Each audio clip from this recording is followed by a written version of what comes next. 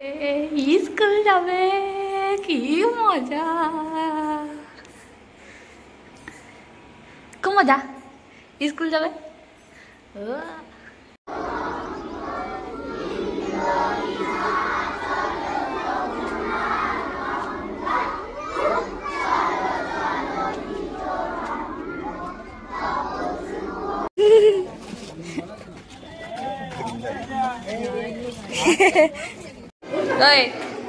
টুকলু বুড়ি, ভয় লাগছে নাকি তোমার? ভাল লাগছে, মজা লাগছে। দেখি দেখি দেখি, তোমার এদিকে তাকাও একবার। Hello everyone, welcome to my channel and welcome back to my another new vlog. আমি সুদীপা আবারও চলে এসেছি নতুন একটা ভ্লগ ভিডিও নিয়ে। তো আমার ভিডিওতে তোমাদের সবাইকে অনেক অনেক ওয়েলকাম। তো যেদিনের ভ্লগটা আমি শেয়ার করছি সেই দিনটা ছিল 6th ফেব্রুয়ারি, মানে হচ্ছে সরস্বতী পুজোর দুদিন পরে। তো ভিডিও শুরুটা দেখে তোমরা বুঝতেই পেরেছো, সেই দিনটা ছিল হচ্ছে আমার মহারানীর স্কুল জীবনের প্রথম দিন। তো মহারানীর 8টা থেকে স্কুল শুরু ছিল আর কি। আর আমি ঠিক করেছিলাম প্রথম দিন ওর বাবা মায়ের সঙ্গে আমিও যাব স্কুলে, কারণ এই মুহূর্তটা সারা জীবনের জন্য ক্যাপচার করে রাখবো।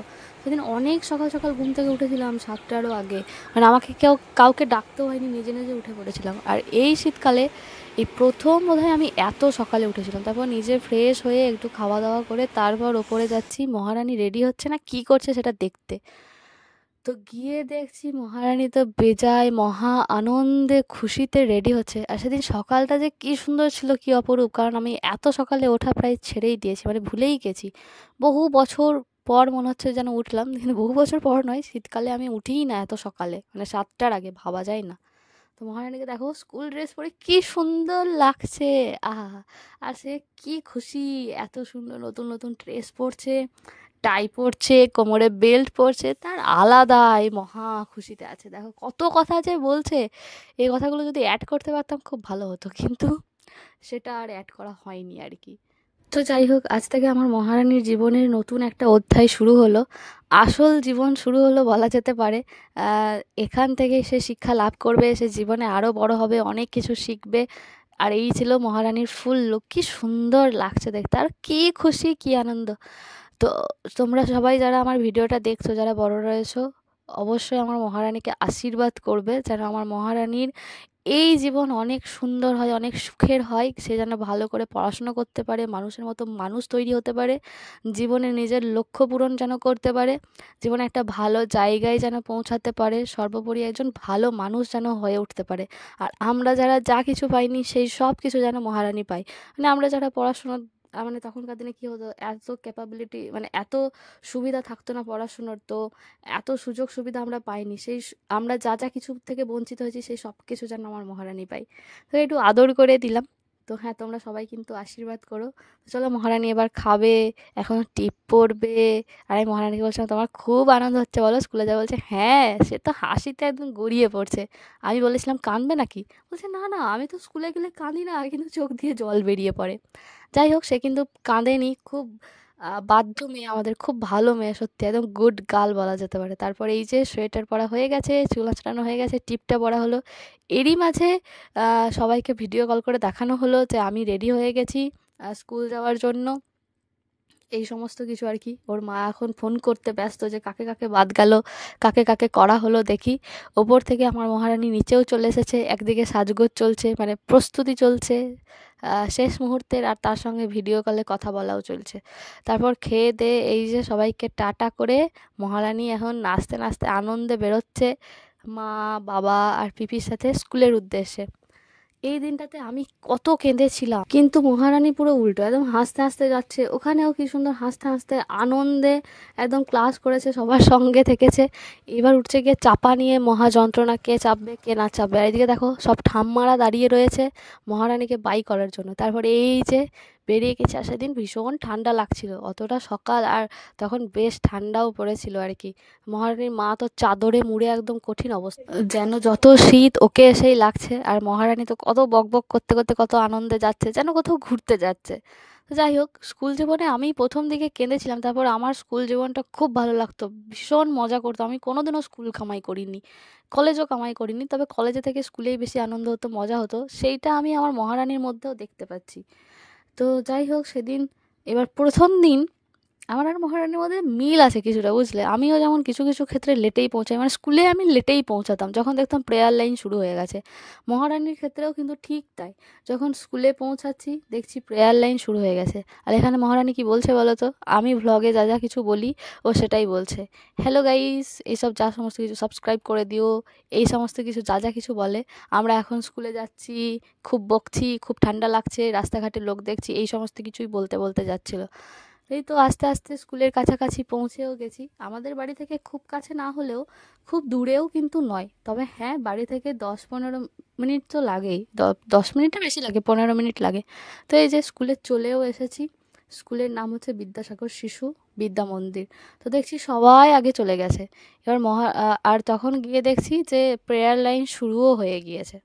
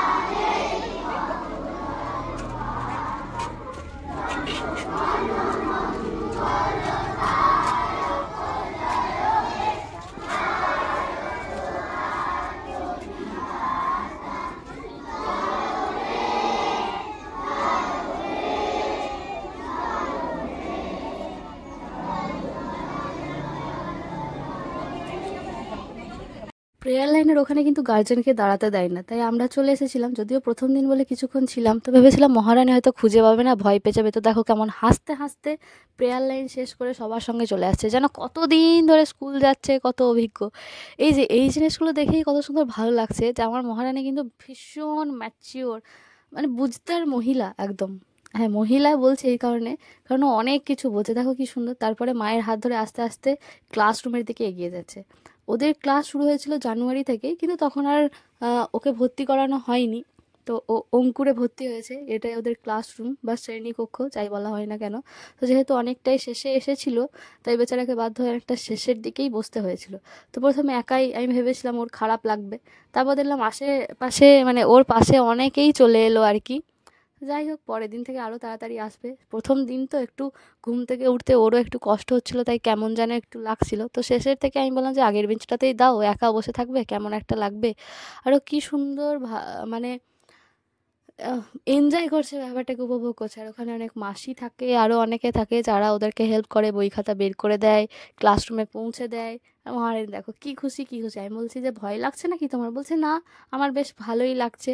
আর চারিপাশে দেখো ওর চারিপাশে কত ছেলে চলেও এসেছে। তো পরের দিন থেকে তাড়াতাড়ি এলে বোধহয় আরও তাড়াতাড়ি বসতে পারবে। ক্লাসরুমে যদিও কাউকে থাকতে দেয় না, ওখানে একটুক্ষণ আমরা ছিলাম, তারপরে আমাদেরকে যথারীতি ওখান থেকে বেরিয়ে যেতে হয়। অন্যান্য স্কুলে থাকতে দেয়, কিন্তু এখানে সিস্টেমটা একটু অন্যরকম। তা বেশ ভালো, কারণ মা বাবা থাকলে হয়তো ছেলেরা শ্রেণীকক্ষের সাথে ইউজ টু হবে না, স্যার ম্যাডামদের সাথে হয়তো ইউজ টু হবে না, সেটা বেশ ভালো ব্যাপার। এখানে ব্যবস্থাপনা বেশ ভালোই। এই মাসিরা সব সময় থাকে সাহায্য করার জন্য।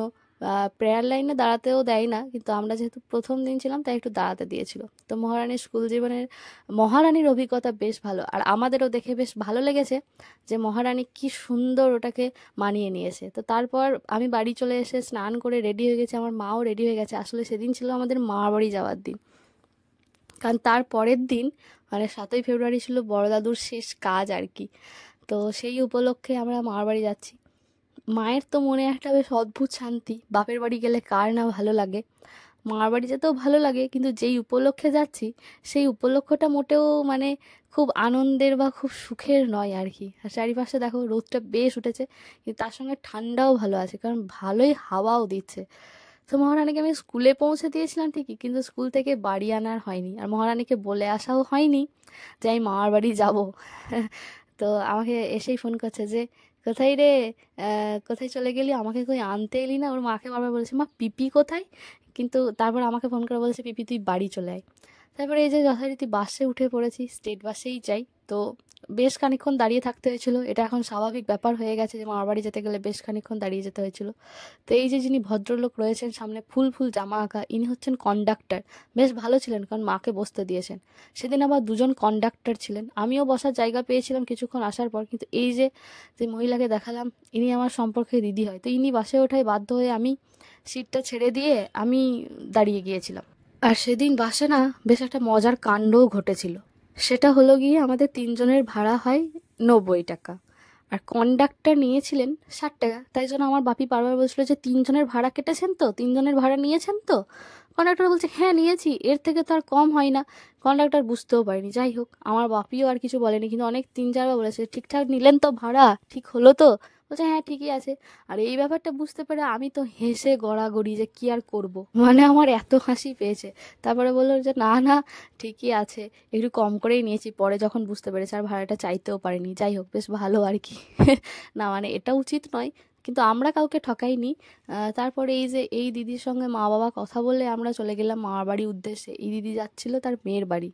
আর শিউড়ি গেলেই মিও আমার থেকে একটা রেড ভেলভেট পেস্ট্রি আমার দরকার, মানে না খেলে কেমন যেন একটা লাগে। তো তারপর বাস থেকে নেমে টোটো করে আমরা সোজা যাচ্ছি মামার বাড়ি। কিন্তু ওই যে একটা কর্মফল বলে না, তো ওখানে যেরকম বাসে যেরকম আমাদের 20 টাকা কম, মানে কিছু টাকা কম, ক টাকা যেন কম নিয়েছিল, সেই টাকাটাই টোটোওয়ালা আবার এক্সট্রা নিয়ে নিয়েছে, মানে আমাদের কাছে থাকেনি। যাই হোক, আমাদের মনটা শান্তি হয়েছে। কেন কি আমরা আহ, অন্যায়ভাবে যেরকম নিয়েও নি, আমাদের কাছে থাকেও নি আর কি, ভগবান যেরকম পাঠিয়ে দিয়েছে সেরকম নিয়েও নিয়েছে। যাই হোক, তবে এই টোটোওয়ালা অতিরিক্ত চার্জ করে ফেলেছিল, যেটা কিন্তু ঠিক নয়, কারণ ও মানুষকে ঠকিয়ে নিচ্ছে। আমরা যদিও ঠকাইনি, কিন্তু হয়তো আমাদের কন্ডাক্টরকে ফেরত দিয়ে দেওয়াটাই উচিত ছিল। সে যাই হোক, মামার বাড়ি চলে এসেছি। চলে এসে দেখছি এই যে গাছগুলো ফাঁকা। আগের ব্লগে তোমাদেরকে বলেছিলাম না যে গিয়ে দেখবো সব গাছ কাটা হয়ে গেছে, গাছ ফাঁকা। আমার দেখে এত কষ্ট লাগছিল যে সব গাছগুলো কেটে ফেলেছে, কি অস্বস্তিকর আসলে। মামার নতুন বাড়ি হচ্ছে, সেখানের ফার্নিচার, দরজা জানলা এই সমস্ত কিছুর জন্যই গাছগুলোকে কাটা হয়েছে। কিন্তু আমার দেখে বুক ফেটে যাচ্ছিল, যেন আমাকেই কেউ কেটে ফেলেছে টুকরো টুকরো করে। এই গাছ কাটা আমি একদম সহ্য করতে পারি না। কি সুন্দর ছায়াময় পরিবেশ ছিল, আর সেখানে এইভাবে কেটে দেওয়া হয়েছে। এই যে সমাধিটা দেখা যাচ্ছে, বড় দাদুকে এখানেই সমাধি দেওয়া হয়েছে বৈষ্ণব মতে, যেহেতু বড় দাদুর জটা ছিল। আর যাদেরকে সমাধি দেওয়া হয় তাদের শেষকৃত্য 45 দিনে সম্পন্ন হয়, সেই জন্যই আমরা এখানে এসেছি। এখানে প্যান্ডেল করা হয়েছে রান্না করার জন্য, নাম সংকীর্তন সারাদিন রাত হবে সেই জন্য। আর এখানে মা মাসি সবাই এসেছিল, কারণ সবাই দেখছে আর কি কেমন কি করা হয়েছে। এটা খাওয়ার প্যান্ডেল। আর এই হচ্ছে মারবাড়ির ধর্মরাজ মন্দির। ধর্মরাজ মন্দিরের পাশেই বড় দাদুর সমাধি দেওয়া হয়েছে, যেরকমটা বলা হয়েছিল সেরকমটাই করা হয়েছে। তো এখানে লাইট লাগানো আরও সমস্ত কিছু কাজকর্ম চলছিল, সেটাই আমরা দেখছিলাম। সব কিছু পরিষ্কার পরিচ্ছন্ন করা হয়েছে, কারণ আজ থেকেই কাজ শুরু হয়ে যাবে, কালকেই তো শেষ কাজ।